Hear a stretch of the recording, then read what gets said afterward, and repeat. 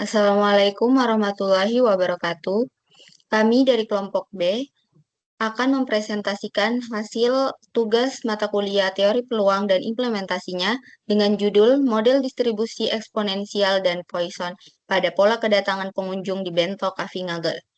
Baik, sebelum masuk ke materinya, izinkan kami memperkenalkan diri. Perkenalkan, saya Hafsa dengan NIM 1031024000014 dan rekan saya. Saya Yait Abdullah dengan NIM 103.124.034.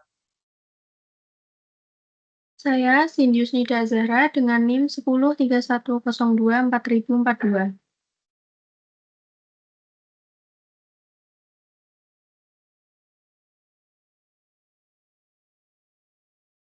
Baik, selanjutnya yaitu latar belakang. Untuk menerapkan konsep distribusi probabilitas, khususnya distribusi Poisson dan eksponensial, dalam menganalisis pola kedatangan pengunjung. Melalui studi kasus di Bento Cafe Ngagel, dengan mencatat waktu kedatangan secara langsung untuk memahami pola acak yang terjadi, kemudian data tersebut diolah dan dianalisis untuk melihat kesesuaiannya dengan model distribusi teoritis. Dengan tugas ini, diharapkan dan dilatih menghubungkan teori dengan praktik sekaligus mengembangkan keterampilan analisis data, berpikir kritis, dan pemahaman terhadap fenomena ketidakpastian dalam kehidupan nyata.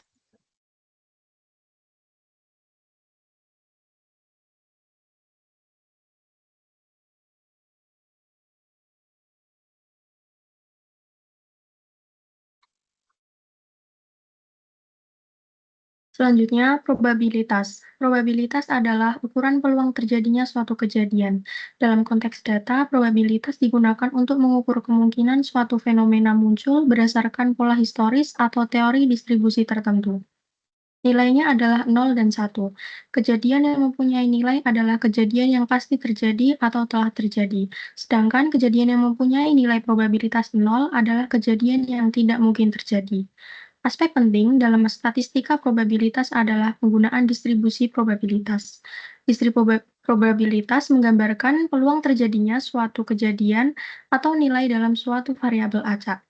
Beberapa distribusi probabilitas yang sering digunakan dalam statistika probabilitas yaitu distribusi normal, distribusi binomial, distribusi Poisson, dan distribusi eksponensial. Next.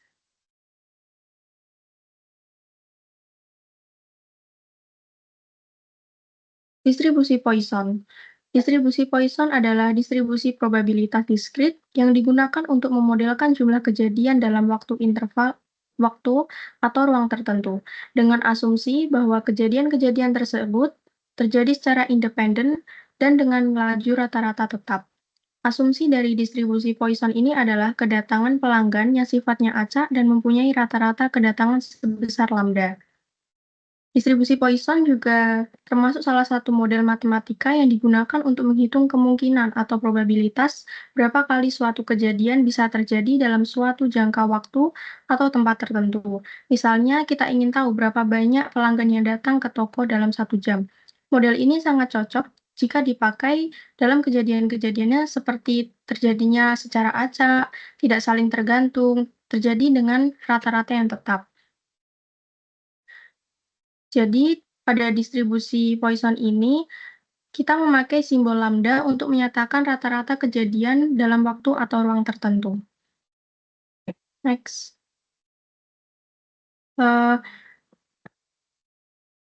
Distribusi eksponensial adalah distribusi probabilitas kontinu yang digunakan untuk memodelkan waktu antar kejadian dalam proses Poisson. Dalam konteks tugas ini, distribusi ini digunakan untuk memodelkan waktu antar kedatangan pengunjung.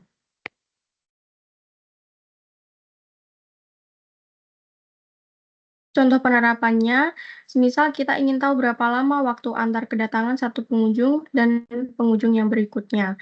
Lalu untuk fungsi kepadatan peluangnya adalah fx sama dengan 0,x kurang dari 0, 1 min e pangkat min lambda x, x lebih besar sama dengan dari 0. Atau kita juga bisa menulisnya dengan fx sama dengan 0,x lebih kecil dari 0, 1 min e pangkat min x per lambda, x lebih besar sama dengan dari 0.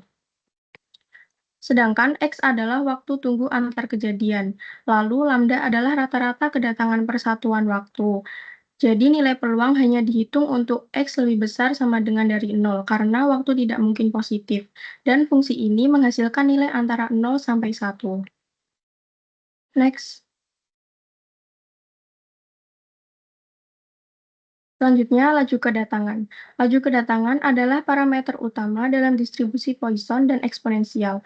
Nilai ini diperoleh dengan menghitung rata-rata banyaknya pengunjung yang datang per satuan waktu, atau dengan menghitung rata-rata waktu antar kedatangan kemudian dihitung inversnya.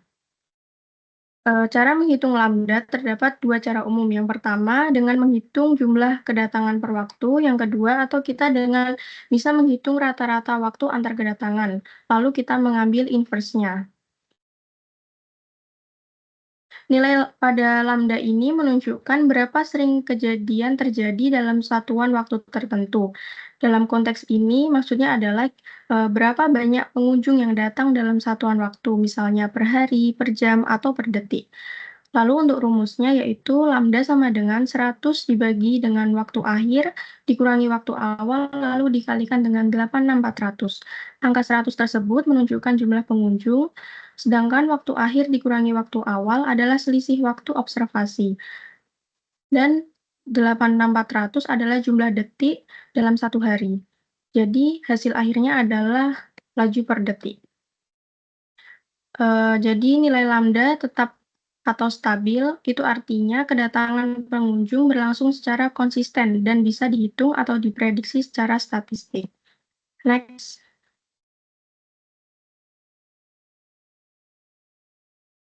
Lalu untuk tempat dan observasinya, observasi dilakukan di Bento Coffee Ngagel, yaitu sebuah kedai kopi yang berlokasi di Ngagel, Surabaya, yang sering menjadi tempat nongkrong mahasiswa dan pekerja. Lalu untuk pengamatannya, kami melakukan pengamatan pada hari Kamis tanggal 8 Mei 2025 pada pukul 8.16.15 waktu Indonesia Barat sampai waktu 18.40 waktu Indonesia Barat. Dengan durasi 145 menit sesuai dengan ketentuan minimal durasi pengamatan dan pengambilan data adalah 90 menit. Next.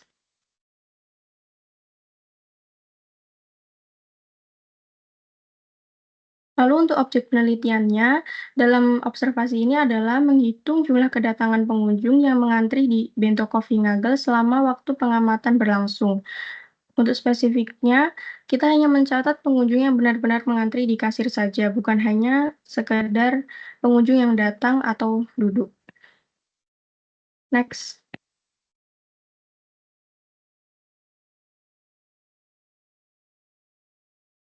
Teknik pengumpulan data. Data dikumpulkan dengan cara observasi langsung, yaitu langkah-langkahnya adalah yang pertama, kita mencatat waktu kedatangan setiap pengunjung dalam format jam, menit, dan detik. Yang kedua, mengonversi waktu kedatangan ke detik kumulatif dari waktu mulai pengamatan atau observasi. Yang ketiga, menghitung selisih waktu antar kedatangan atau interval antar pengunjung. Yang keempat, melakukan dokumentasi foto sebagai bukti observasi. Next. Selanjutnya ada format pencatatan. Dalam tabel ini, setiap pengunjung dicatat berdasarkan urutan kedatangannya, mulai dari customer ke-0, 1, dan seterusnya. Lalu kami mencatat waktu kedatangan dalam format jam, menit, detik, lalu mengubahnya menjadi detik kumulatif sejak awal pengamatan. Lalu pada kolom selisih kedatangan menunjukkan berapa detik jarak waktu antara suatu pengunjung dengan pengunjung yang sebelumnya. Misalnya, customer ke-1 datang pada detik ke-120 setelah customer ke-0. Next.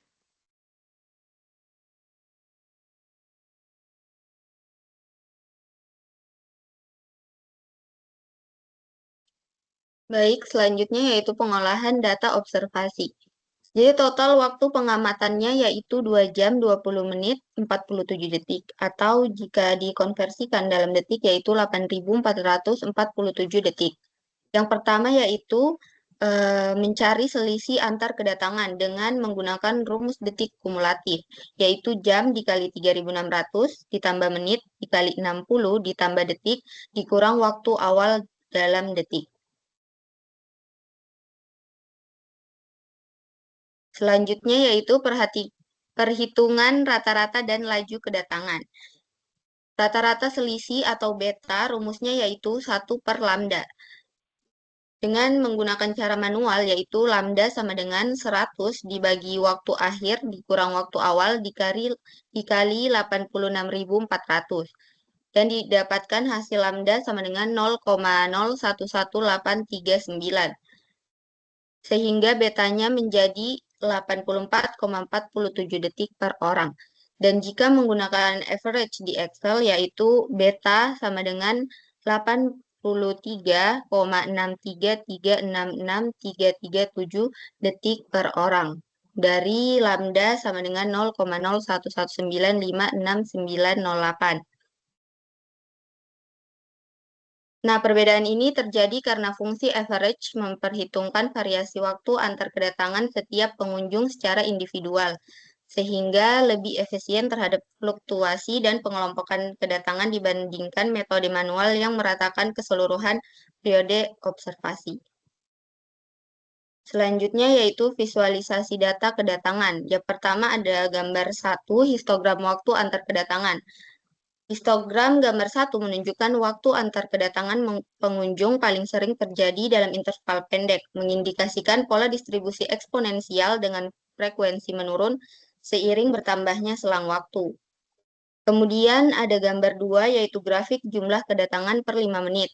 Grafik menunjukkan fluktuasi jumlah kedatangan pengunjung Bento Cafe Ngagel selama observasi pada jam 16.15 sampai 18.40 dengan puncak terjadi di beberapa interval seperti pada jam 17.20 dan sampai 17.25 dan jam 18.10 sampai 18.15.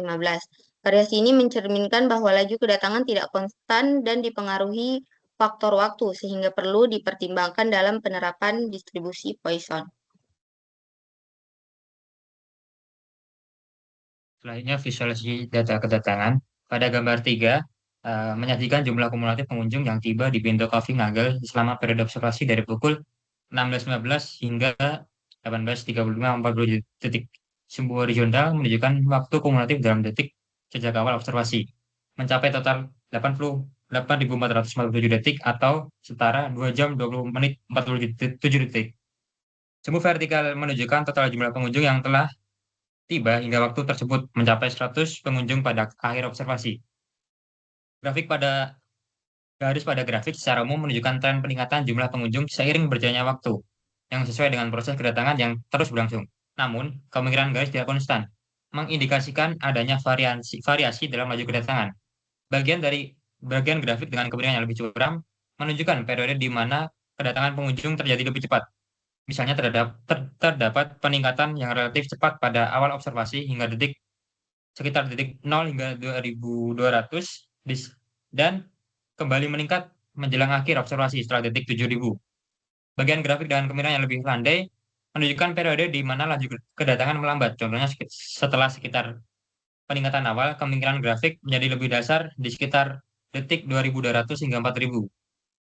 Bentuk tangga pada grafik, terutama terlihat pada bagian dengan peningkatan yang lebih cepat, mencerminkan sifat diskrit dari kedatangan individu. Setiap kenaikan vertikal pada garis menunjukkan kedatangan satu atau beberapa pengunjung pada waktu tertentu. Next.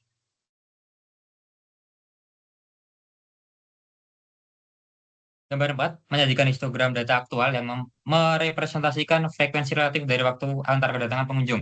Data dibagi ke dalam beberapa interval yaitu 64 detik dan jumlah kejadian dalam setiap interval dinormalisasi menjadi proporsi. Hasilnya menunjukkan bahwa sebagian besar kedatangan terjadi pada selang waktu yang pendek dan frekuensi menurun seiring bertambahnya waktu antar kedatangan. Pola ini menunjukkan indikasi awal adanya kemiripan dengan distribusi eksponensial, meskipun masih terdapat fluktuasi pada nilai-nilai tertentu.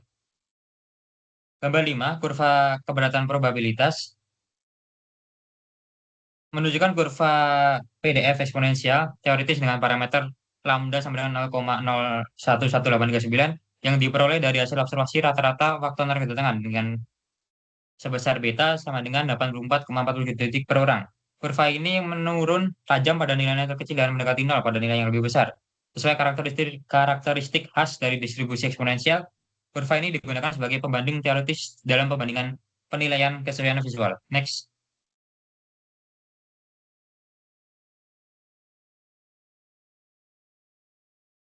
Uji kesesuaian dengan distribusi eksponensial. Pada gambar 6, memperlihatkan overlay antara histogram data aktual, warna oranye, dan PDF eksponensial garis biru. Secara visual, terlihat bahwa data aktual memiliki pola dasar yang menurun seperti PDF eksponensial, namun tidak sepenuhnya konsisten. Beberapa batang histogram terlihat lebih tinggi daripada nilai teoritis di awal distribusi. Sementara bagian ekor atau yang nilai lebih besar kadang lebih rendah daripada ekspektasi. Fluktuasi ini kemungkinan disebabkan oleh variasi alami pada data observasi atau ketidakteraturan kedatangan sesaat. Meski demikian, secara umum bentuk distribusinya tetap mencerminkan pola eksponensial. Dari ketiga grafik di atas dapat disimpulkan bahwa waktu antar kedatangan pengunjung secara visual cukup mendekati distribusi eksponensial, terutama pada interval pendek, namun penyeimbang kecil tetap ada, sehingga distribusi eksponensial bisa dijadikan pendekatan model yang layak namun tidak sempurna. Evaluasi kuantitatif tambahan seperti uji kesesuaian statistik bisa digunakan untuk mendukung temuan visual ini, tetapi untuk tingkat analisis saat ini, pendekatan visual ini sudah cukup memberikan gambaran distribusi yang digunakan. Next.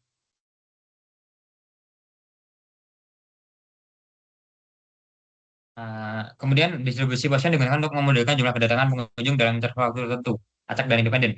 Data dibagi menjadi 3 bagian, yaitu 180 detik, 300 detik, dan 420 detik, dengan 47 kelompok pada 180 detik dengan nilai lambda sama dengan 2,1 per 3, 29 kelompok pada nilai 300 detik dengan nilai lambda 3,45, 21 kelompok 420 detik dengan nilai lambda 4,76. Untuk rumusnya seperti pada gambar. Next.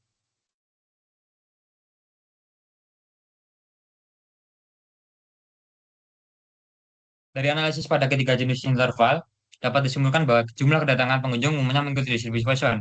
Semakin panjang interval, distribusi semakin simetris dan sesuai dengan model Poisson secara visual. Pendekatan kecil yang ada masih wajar dan tidak menunjukkan penyimpangan sistematis. Oleh karena itu, distribusi Poisson layak digunakan untuk menggambarkan pola kedatangan pengunjung di bentuk Coffee-Nagel. Next. Dari hasil analisis kami, menunjukkan bahwa pola kedatangan pengunjung di bento Coffee-Nagel mengikuti distribusi Poisson dengan nilai lambda yang meningkat seiring panjangnya interval waktu 180 detik, 300 detik, dan 420 detik. Distribusi eksponensial juga cocok menggambarkan selang waktu antar kedatangan, di mana sebagian besar pengunjung datang dalam waktu singkat setelah yang sebelumnya. Meskipun secara teoritis pola ini bisa dipengaruhi oleh faktor eksternal seperti promosi, waktu sibuk, atau kedatangan rombongan. Keterbatasan observasi yakni hanya 90 menit di satu lokasi membatasi generalisasi, namun tetap mendukung bahwa distribusi Poisson dan eksponensial layak digunakan dalam analisis ini.